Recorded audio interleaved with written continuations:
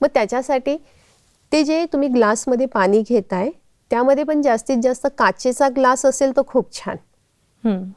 सर्वप्रथम तुम्हाला 2 हात एकमेकांवरती घासायचे, त्यातही ऊर्जा तयार होते आणि तो ग्लास हातामध्ये पकडायचा. अच्छा.